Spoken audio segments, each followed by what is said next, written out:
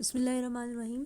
अस्सलाम वालेकुम स्टूडेंट्स। कल जैसे कि हमने टॉपिक छोड़ा था बोरेक्स बीट टेस्ट पे। बोरेक्स बीट टेस्ट क्या होता है?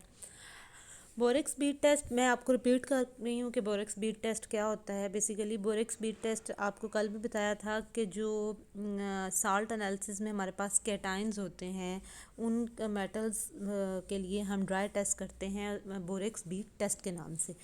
उसमें से कुछ कलर्ड मेटल्स ऐसी होती हैं जो कि कलर्ड बीड देती हैं, तो वो वहाँ से हम उनको भी पहचानते हैं। इसमें करते ये हैं कि प्लैटिनम वायर लेते हैं, उसका लूप बना लेते हैं, उस वायर को हीट करते हैं और बोरेक्स पाउडर थोड़ा सा उस लूप के ऊपर डाल देते हैं। वो बोरेक्स जो है स्वेल करता है और कलरलेस ग्लास लाइक बीड्स में कन्वर्ट हो जाता है। अब आपने क्या करना है, अब हमने उसके ऊपर वो जो हमारा सॉल्ट है जिसको हमने एनालाइज करना है उसके ग्रेन्स डालने हैं। जब आप उसके ग्रेन्स डाल के फिर उसको दोबारा हीट करते हैं, पहले ऑक्सीडाइजिंग फ्लेम में देन रिड्यूसिंग फ्लेम में, तो वो कलर देता है। वो उस पर्टिकुलर कलर से हमें पता चल जाता है कि हमारे पास कौन सी कैटाइन मेटल है। बोरेक्स बीट टेस्ट में केमिस्ट्री क्या इन्वॉल्व होती है, उसमें बेसिकली बोरेक्स जो होता है वो पहले तो नंबर पे ये हमारे पास डिकम्पोज होता है। डिकम्पोज होने के बाद सोडियम मेटाबोरेट बनाता है और बोरिक एनहाइड्राइड बनाता है। ये जो बोरिक एनहाइड्राइड है, जब ये मेटल ऑक्साइड के साथ रिएक्ट करते हैं तो ये कन्वर्ट हो जाते हैं कॉपर बोरेट में।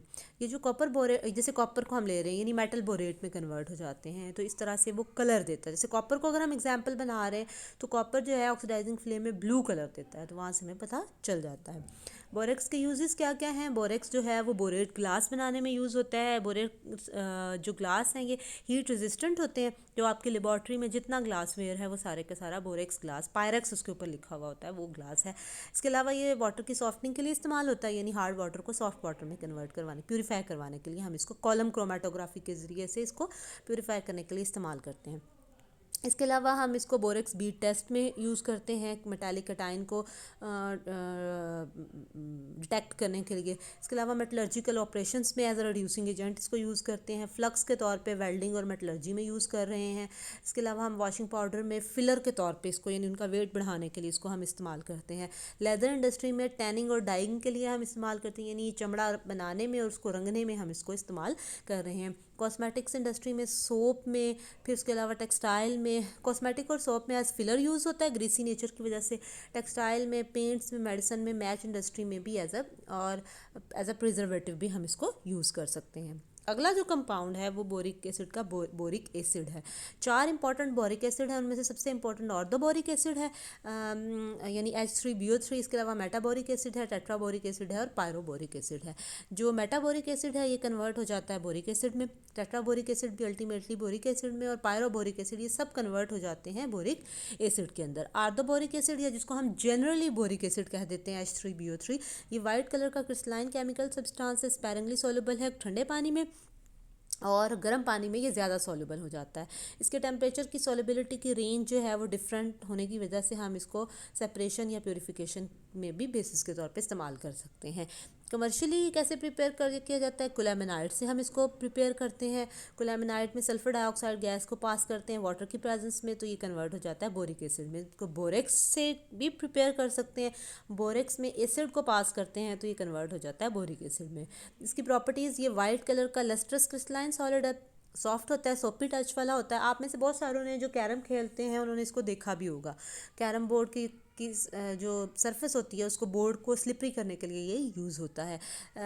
ठंडे पानी में ये स्लाइटली सॉल्युबल है और गर्म पानी में ये फेयरली सॉल्युबल है। वोलेटाइल है स्टीम पे। इसके अलावा इथाइल अल्कोहल से रिएक्ट करता है, इथाइल बोरेट बनाता है। इसके अलावा जब हम इसको स्ट्रांगली हीट करते हैं तो ये स्वेल हो जाके के फ्रोदी मास बनाता है अपने वाटर को लूज़ करके। यानी पहले ये मेटाबोरिक एसिड में कन्वर्ट होता है, फिर टेट्रा में, और एंड पे जो है ये बोरिक एनहाइड्राइड में चेंज हो जाता है जब हम इसको गर्म करते हैं। वीक एसिड है, लिमिटेड एक्सटेंट में ये मोनोबेसिक एसिड में कन्वर्ट हो जाता है। सोल्यूशन का कोई इफेक्ट नहीं है मिथाइल ऑरेंज पे। इसके अलावा हम इसको पार्शली न्यूट्रलाइज होता है कास्टिक सोडा की मदद से, और बोरिक एसिड को जब न्यूट्रलाइज किया जाता है सोडा ऐश से तो हमें बोरेक्स मिल जाता है। बोरिक एसिड जो है वीक एसिड है, इसको हम टाइट्रेट नहीं कर सकते अल्कलीज में यूजुअल मैनर पे, इसलिए ये ग्लिसरॉल में मतलब इसकी प्रेजेंस होती है, तो फिर हम इसको टाइटर कर देते हैं स्टैंडर्ड अल्कली के साथ phenolphthalein as an indicator use करके। इसके इसके अलावा बोरिक एसिड के यूजेस कहाँ कहाँ है, मेडिसिन में यूज़ होता है as an antiseptic, dusting powder के तौर पे हम इस्तेमाल करते हैं बोरिक, एंड ऑइंटमेंट को हम आई वॉश के तौर पे भी इस्तेमाल करते हैं। इसके अलावा ये पोट्री के अंदर यूज़ होता है एज ग्लेज, ये जो बर्तन बनाने वाली संथ है उसमें एज ग्लेज यूज़ होता है। बोरेट के जो ग्लेज हैं ये इजीली फ्यूज़ हो जाते हैं, सिलिकेट ग्लेज वगैरह बना देते हैं। हायर कोएफिशिएंट ऑफ एक्सपेंशन है इसका। इसके अलावा कैंडल इंडस्ट्री में ये विक्स को जो उसकी जिस जो बाहर वाली जो होती है ना जिस कैंडल के अंदर, वो उसको स्टिफ करने के लिए, हार्ड करने के लिए, वैसे तो सॉफ्ट होती है ना, उसको शेप देने के लिए भी ये हम इसको यूज़ करते हैं। अगला जो टॉपिक है हमारा वो एलुमिनियम के रिएक्शन है। एयर के साथ पहला रिएक्शन है, एलुमिनियम की शीट को जब एयर से एक्सपोज करवाते हैं तो ये थिन जब जैसे एलुमिनियम एयर से रिएक्ट करता है तो एक थिन कॉन्टीन्यूअस कोटिंग एलुमिनियम के ऊपर बन जाती है जो एलुमिनियम ऑक्साइड कहलाती है। इससे क्या होता है, ये फर्दर ऑक्सीजन पेनिट्रेट नहीं कर पाती। जब फर्दर ऑक्सीजन पेनिट्रेट नहीं कर पाती तो उसका रिएक्शन स्टॉप हो जाता है। इस तरह से एलुमिनियम क्रूड नहीं होती, एलुमिनियम की क्रूजन होती नहीं है। लेकिन अगर हम 800 डिग्री सेल्सियस पर एलुमिनियम के पाउडर को गर्म करें ऑक्सीजन के साथ तो फिर आपका कंप्लीट रिएक्शन हो सकता है जो एलुमिनियम ऑक्साइड या एलुमिनियम नाइट्राइड है। अदरवाइज़ आम कंडीशन पे एलुमिनियम ऑक्सीजन के साथ रिएक्ट नहीं करती। ये जो प्रॉपर्टी है एलुमिनियम की, जिसमें मैंने आपको बताया कि वो एलुमिनियम नाइट्राइड या हीट के साथ वो करती है और वो लाइटनिंग को प्रोड्यूस करती है, इसको हम कहते हैं फ्लैश लाइट फोटोग्राफी में भी इस्तेमाल करते हैं। ये 800 डिग्री सेल्सियस पे टेम्परेचर पे होता है, उस पे ये इसके नीचे नहीं होता। इसीलिए ये जैसे मैंने आपको बताया कि ये चूँकि रिएक्ट नहीं करता इसलिए हम इसको बहुत सारे ओलाइज बनाने में भी इस्तेमाल करते हैं, या हम ऐसे कंटेनर्स एलुमिनियम के बनाते हैं जो कि जहाँ हमने इसको फूड को ख़ास तौर पे एक जगह से दूसरी जगह कैरी करना हो।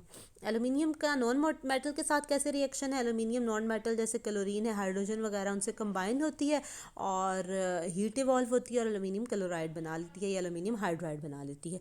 एसिड्स के साथ एलुमिनियम एम्फोटेरिक है, एसिड और बेसिस दोनों से ही रिएक्ट करती है, हाइड्रोजन गैस को लिबरेट करती है। एलुमिनियम स्लोली रिएक्ट करती है डाइल्यूट एसिड के साथ और कंसनट्रेटेड के साथ रैपिडली एक्ट करती है। लेकिन याद रखें एलुमिनियम जो है वो सल्फ्यूरिक एसिड से रिएक्ट नहीं करेगी, डाइल्यूट सल्फ्यूरिक एसिड से रिएक्ट नहीं करेगी, हॉट कंसनट्रेटेड सल्फ्यूरिक एसिड से रिएक्ट करेगी। उसकी रीज़न ये है वही वाली कि ये लेयर बनाती है, एलुमिना की लेयर बना देता है। लेकिन नाइट्रिक एसिड के साथ ये किसी भी कंसनट्रेशन पे, ना डाइल्यूट ना ही कंसनट्रेटेड, ये किसी भी कंसनट्रेशन पे ये नाइट्रिक एसिड के साथ रिएक्ट नहीं करेगी। रीज़न अगेन वही है, जैसे ही वो उसके कांटेक्ट में आता है एक प्रोटेक्टिव लेयर बनती है एलुमिनियम ऑक्साइड की, जिसकी वजह से ये एलुमिनियम को पैसिव कर देती है और फर्दर जो ऑक्सीजन है वो उसमें से पेनिट्रेट नहीं हो सकती, तो ये रिएक्ट नहीं करती। एलुमिनियम सोडियम और पोटेशियम हाइड्रोक्साइड दोनों में रिजॉल्व हो जाती है। जब दोनों में रिजॉल्व होती है तो सोडियम एल्यूमिनेट कंपाउंड बनाती है। इसके यूजेस क्या क्या हैं, एलुमिनियम लाइट है लेकिन हाई टेंसाइल स्ट्रेंथ इसकी होती है, इस वजह से इसको हम ट्रांसपोर्ट इंडस्ट्री के अंदर कैरेज में, एयरक्राफ्ट में या शिप्स वगैरह, कार्स वगैरह में इस्तेमाल करते हैं। एक्सीलेंट इंसुलेटर कंडक्टर है हीट और इलेक्ट्रिसिटी का, इसीलिए इसको हम हीट एक्सचेंजर के तौर पे भी इस्तेमाल करते हैं। रिफ्लेक्टर है रेडिएंट एनर्जी का, इसी रीज़न की वजह से इसको बिल्डिंग वगैरह को इंसुलेट करने के लिए भी हम इस्तेमाल करते हैं, यानी एल्यूमिनियम फॉयल जो है वो रडार को भी जैम कर देती है। नॉन मैग्नेटिक है, नेविगेशन इक्विपमेंट्स में यूज़ होती है, अच्छी रिड्यूसिंग एजेंट है, इसीलिए हम इसको केमिकल या स्टील इंडस्ट्री में भी यूज़ करते हैं। नॉन टॉक्सिक है, इसलिए हम फूड वगैरह बनाने में या ब्रूइंग इक्विपमेंट्स वगैरह बनाने में या उनकी पैकेजिंग में हम इस्तेमाल करते हैं। आपने किचन फॉयल का पता होगा आपको, वो एलुमिनियम शीट्स होती हैं, एलुमिनियम की फॉयल होती है जिसमें फूड को पैक भी किया जाता है। एलुमिनियम जो है वो होलाइस के बनाती है, रेडिली उनके साथ रिएक्ट करती है, कॉपर, मैग्नीशियम, निकल या जिंक वगैरह। घरों में एलुमिनियम जो है वो कुकिंग यूटेंसिल्स इसके बनते हैं, विंडो फ्रेम्स बनती हैं, आजकल आपको पता है एलुमिनियम के फ्रेम्स बन रहे हैं, या किचन फॉयल के तौर पर इस्तेमाल करते हैं। इसके अलावा एलुमिनियम को हम यूज़ करते हैं पेट्रोल और मिल्क के स्टोरेज टैंक जो हैं उनके अंदर हम इनको हम एलुमिनियम के टैंक्स के अंदर कैरी करते हैं एक जगह से दूसरी जगह, इस तरह से हम इसको इस्तेमाल करते हैं। सो ये था आज का हमारा लेक्चर ग्रुप 4 ए के एलिमेंट्स जो कार्बन वगैरह, वो इंशाल्लाह हम कल डिस्कस करेंगे।